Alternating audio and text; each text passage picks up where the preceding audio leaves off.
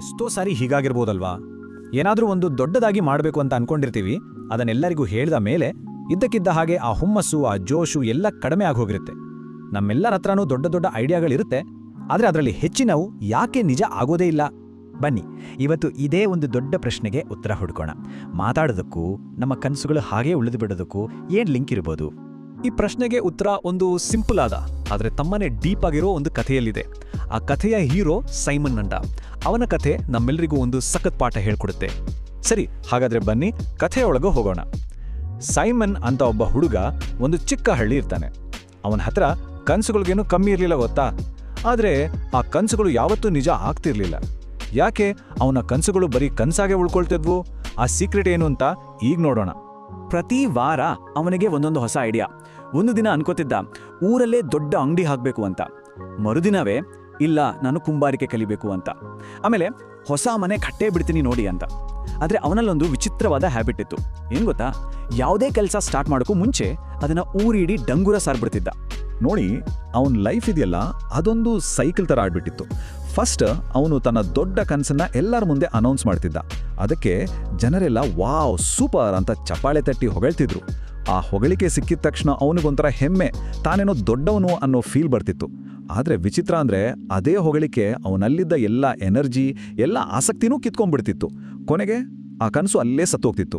ಮತ್ತೆ ಇದೇ ಕತೆ ಮತ್ತೆ ಮತ್ತೆ ರಿಪೀಟ್. ಎಷ್ಟೇ ವರ್ಷಗಳು ಕಳೆದ್ರೂ ಅವನ ಕೈ ಖಾಲಿಯಾಗೇ ಇತ್ತು. ಲೈಫಲ್ಲಿ ಒಂದು ಚೂರು ಬದಲಾವಣೆ ಇಲ್ಲ. ಹೀಗೆ ಸತತವಾಗಿ ಫೇಲ್ ಆಗಿ ಅವನಿಗೆ ಒಳಗೊಳಗೆ ಅವಮಾನ ಆಗ್ತಿತ್ತು. ಮನಸ್ಸು ತುಂಬಾನೇ ಭಾರ ಆಗ್ಬಿಟ್ಟಿತ್ತು. ಅವನ ಈ ಒದ್ದಾಟವನ್ನ ಆ ಹಳ್ಳಿಯಲ್ಲಿದ್ದ ಒಬ್ಬ ಹಿರಿಯರು, ತುಂಬಾ ಜ್ಞಾನಿ, ಅವರು ನೋಡ್ತಾನೆ ಇದ್ರು. ಒಂದು ದಿನ ಅವರು ಅವನ ಹತ್ರ ಬರ್ತಾರೆ. ನೋಡಿ, ಇಲ್ಲಿಂದಾನೇ ಸೈಮನ್ ಲೈಫ್ಗೆ ಒಂದು ದೊಡ್ಡ ಟರ್ನಿಂಗ್ ಪಾಯಿಂಟ್ ಸಿಗೋದು. ಆ ಹಿರಿಯರು ಸೈಮನ್ಗೆ 2 ಬೀಜಗಳ ಒಂದು ಸಖತ್ ಕತೆ ಹೇಳ್ತಾರೆ.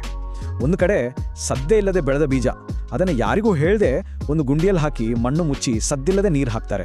ರಿಸಲ್ಟ್ ಏನಾಯ್ತು? ಅದೊಂದು ಗಟ್ಟಿಮುಟ್ಟಾದ ಗಿಡವಾಡಿ ಬೆಳೆದು ನಿಂತ್ಕೊಳ್ತು. ಇನ್ನೊಂದು ಕಡೆ ಎಲ್ಲರ ಮುಂದೆ ಘೋಷಣೆ ಮಾಡದ ಬೀಜ, ಅದನ್ನು ಎಲ್ಲರಿಗೂ ತೋರಿಸಿ ಹೊಗಳಿಸ್ಕೊಂಡು ಒಂದು ಕಲ್ಲು ಬಂಡೆ ಮೇಲೆ ಇಟ್ರು. ಏನಾಯ್ತು? ಸೂರ್ಯನ ಬಿಸಿಲಿಗೆ ಅದು ಒಡಗಿ ಹೋಯ್ತು. ಅದು ಯಾವತ್ತೂ ಮೊಳಕೆನೇ ಒಡೆಯಲಿಲ್ಲ. ಆಮೇಲೆ ಆ ಹಿರಿಯರ ಹೇಳಿದ ಮಾತಿದೆಯಲ್ಲ, ಅದು ಬಹಳ ಇಂಪಾರ್ಟೆಂಟು. ಅವ್ರು ಹೇಳಿದ್ರು, ನೋಡು, ಒಂದು ಬೀಜ ಬೆಳೆಯೋಕೆ ಸದ್ದುಗದ್ದಲ ಬೇಕಾಗಿಲ್ಲ, ಅದಕ್ಕೆ ಮೌನ ಬೇಕು, ಸ್ವಲ್ಪ ಕತ್ತಲೇ ಬೇಕು. ನೀನದನ್ನು ಎಲ್ಲರ ಮುಂದೆ ಇಟ್ಟು ಅದರ ಬಗ್ಗೆ ಮಾತಾಡ್ತಾ ಕೂತ್ರೆ ಅದು ಒಣಗಿ ಹೋಗುತ್ತೆ ಅಲ್ವಾ? ನಮ್ಮ ಕನಸುಗಳು ಹಾಗೇನೆ. ಶುರುವಿನಲ್ಲಿ ಅವುಗಳಿಗೆ ಒಂದು ರಕ್ಷಣೆ ಬೇಕು. ಸರಿ, ಈ ಕಥೆಯ ಹಿಂದೆ ಇರೋ ಸೈಕಾಲಜಿ ಏನು? ಮಾತಾಡೋದ್ರಿಂದ ನಮ್ಮ ಎನರ್ಜಿ ಯಾಕೆ ಡ್ರೈನ್ ಆಗುತ್ತೆ? ಬನ್ನಿ ಈಗ ಅದನ್ನ ಅರ್ಥ ಮಾಡ್ಕೊಳ್ಳೋಣ. ಸೈಕಾಲಜಿಯಲ್ಲಿ ಇದಕ್ಕೊಂದು ಹೆಸರಿದೆ, ಪ್ರೀಮಚ್ಯೂರ್ ಗ್ರಾಟಿಫಿಕೇಶನ್ ಅಂತ. ಅಂದರೆ ಅಕಾಲಿಕ ಸಂತೃಪ್ತಿ. ಸಿಂಪಲ್ ಆಗಿ ಹೇಳೋದಾದ್ರೆ, ಒಂದು ಕೆಲಸ ಮಾಡೋಕ್ಕೂ ಮುಂಚೆನೆ ಅದ್ರ ಬಗ್ಗೆ ಎಲ್ರಿಗೂ ಹೇಳಿ ಹೊಗಳಿಕೆ ಗಿಟ್ಟಿಸ್ಕೊಂಡಾಗ ನಮ್ಮ ಬ್ರೈನ್ ಇದೆಯಲ್ಲ, ಅದು ಕೆಲಸ ಆಗಲೇ ಮುಗ್ದೋಯ್ತು ಅಂತ ಅನ್ಕೊಂಡ್ಬಿಡುತ್ತೆ. ಅದಕ್ಕೊಂದು ಸುಳ್ಳು ಸಮಾಧಾನ ಸಿಕ್ಬಿಡುತ್ತೆ. ಆ ಹಿರಿಯವ್ರು ಹೇಳಿದ್ರಲ್ಲ, ಅದೇ ರೀತಿ ನಮ್ಮ ಮನಸ್ಸು ನಾವು ಗುರಿ ಮುಟ್ಟೇ ಬಿಟ್ವಿ ಅಂತ ಅನ್ಕೊಂಡಾಗ ಮುಂದೆ ಹೋಗಕ್ ಬೇಕಾದ ಆ ಬೆಂಕಿ, ಆ ಕಿಚ್ಚು ನಮ್ಮಲ್ಲಿ ಉಳಿಯೋದೇ ಇಲ್ಲ. ಆ ಹೊಗಳಿಕೆ ಇದೆಯಲ್ಲ, ಅದು ಆ ಬೆಂಕಿನ ಆರಿಸ್ಬಿಡುತ್ತೆ. ಹಾಗಾದ್ರೆ ಇಲ್ಲಿ ಅರ್ಥ ಮಾಡ್ಕೋಬೇಕಾದ ಪಾಯಿಂಟ್ ಏನು ಅಂದ್ರೆ, ಆಕ್ಷನ್ ತಗೊಳ್ಳಕ್ಕೆ ಬೇಕಾದ ಎನರ್ಜಿ, ಆ ಮೋಟಿವೇಶನ್ ಬರೀ ಮಾತುಗಳಲ್ಲೇ ವೇಸ್ಟ್ ಆಗೋಗುತ್ತೆ. ಇದೊಂಥರ ಟ್ಯಾಂಕ್ ಲೀಕ್ ಆದ ಹಾಗೆ, ನೀರ್ ಖಾಲಿ ಆಗುತ್ತೆ ಅಷ್ಟೇ. ಈ ಪಾಠ ಸೈಮನ್ಗೆ ಚೆನ್ನಾಗಿ ಅರ್ಥ ಆಗುತ್ತೆ. ಅವನು ತನ್ನ ಲೈಫ್ನ ಚೇಂಜ್ ಮಾಡ್ಕೋಬೇಕು ಅಂತ ಗಟ್ಟಿಯಾಗಿ ಡಿಸೈಡ್ ಮಾಡ್ತಾನೆ. ಇಲ್ಲಿಂದ ಶುರುವಾಗುತ್ತೆ ನೋಡಿ ಅವನ ಅದ್ಭುತವಾದ ಟ್ರಾನ್ಸ್ಫಾರ್ಮೇಷನ್ ಸ್ಟೋರಿ. ಅವನು ಈ ಸರಿ ಒಂದು ಸಿಂಪಲ್ ಗೋಲ್ ಇಟ್ಕೋತಾನೆ, ಒಂದು ಮರದ ಕುರ್ಚಿ ಮಾಡಬೇಕು ಅಂತ. ಆದರೆ ಈ ಸರಿ ಒಂದು ಹೊಸ ರೂಲ್ ಏನ್ ಗೊತ್ತಾ? ಇದರ ಬಗ್ಗೆ ಯಾರಿಗೂ ಒಂದೇ ಒಂದು ಮಾತು ಕೂಡ ಹೇಳಬಾರ್ದು ಅಂತ. ಹಾಗಾದ್ರೆ ರಿಸಲ್ಟ್ ಏನಾಯ್ತು? ಅದ್ಭುತವಾಗಿತ್ತು. ನೋಡಿ, ಕೆಲವೇ ವಾರಗಳಲ್ಲಿ ಒಂದು ಮರದ ಕುರ್ಚಿ ರೆಡಿಯಾಗಿತ್ತು. ಕೆಲವು ತಿಂಗಳುಗಳ ನಂತರ ಒಂದು ಸಣ್ಣ ಟೇಬಲ್, ಆಮೇಲೆ ಒಂದು ಗಟ್ಟಿಮುಟ್ಟಾದ ಶೆಲ್ಫ್. ಹೀಗೆ ವರ್ಷಗಳು ಕಳೆದಂತೆ ಸೈಮನ್ ಬರೀ ಕನಸು ಕಾಣೋ ಹುಡುಗನಾಗಿ ಉಳಿಲಿಲ್ಲ. ಬದಲಿಗೆ ಊರಲ್ಲೇ ಒಬ್ಬ ಬೆಸ್ಟ್, ಎಲ್ಲರೂ ಗೌರವಿಸೋ ಕುಶಲಕರ್ಮಿ ಆಗ್ಬಿಟ್ಟ. ಈಗ ಅವನಿಗೆ ಸಿಕ್ಕಿದ್ದ ಹೆಮ್ಮೆ ಇದೆಯಲ್ಲ, ಅದು ನಿಜವಾದ ಹೆಮ್ಮೆ. ಅದು ಸುಮ್ಮನೆ ಮಾತು, ಚಪ್ಪಾಳೆಗೆ ಸಿಗುವಂತ ಟೆಂಪರರಿ ಪೊಳ್ಳು ಹೆಮ್ಮೆ ಆಗಿರಲಿಲ್ಲ. ಇದು ಸ್ವಂತ ಕೈಯಿಂದ ಕಷ್ಟಪಟ್ಟು ಕೆಲಸ ಮಾಡಿ ಏನಾದ್ರೂ ಒಂದು ಸೃಷ್ಟಿಸಿದಾಗ ಸಿಗುತ್ತಲ್ಲ, ಆ ಥರದ ಡೀಪ್ ಮತ್ತು ಶಾಶ್ವತವಾದ ಹೆಮ್ಮೆ. ಕೊನೆಗೇನಾಯ್ತು ಅಂದ್ರೆ, ಅವನ ಮಾತುಗಳಿಗಿಂತ ಅವನ ಕೆಲಸಗಳೇ ಜೋರಾಗಿ ಮಾತಾಡೋಕೆ ಶುರು ಮಾಡಿದ್ವು. ತಾನು ಏನ್ ಮಾಡ್ತಿದ್ದೀನಿ ಅಂತ ಅವನು ಯಾರಿಗೂ ಹೇಳಬೇಕಾದ ಪ್ರಮೇಯವೇ ಬರಲಿಲ್ಲ. ಯಾಕಂದ್ರೆ ಅವನ ಕೆಲಸವೇ ಅವನ ಐಡೆಂಟಿಟಿ ಆಗ್ಬಿಟ್ಟಿತ್ತು. ಸರಿ, ಹಾಗಾದ್ರೆ ಸೈಮನ್ ಕಥೆಯಿಂದ ನಾವು ಕಲಿಬೇಕಾದ್ದು ಏನು? ಈ ಇಂಪಾರ್ಟೆಂಟ್ ಲೆಸನ್ನ ನಮ್ಮ ಲೈಫ್ನಲ್ಲಿ ಹೇಗೆ ಅಪ್ಲೈ ಮಾಡ್ಕೋಬಹುದು?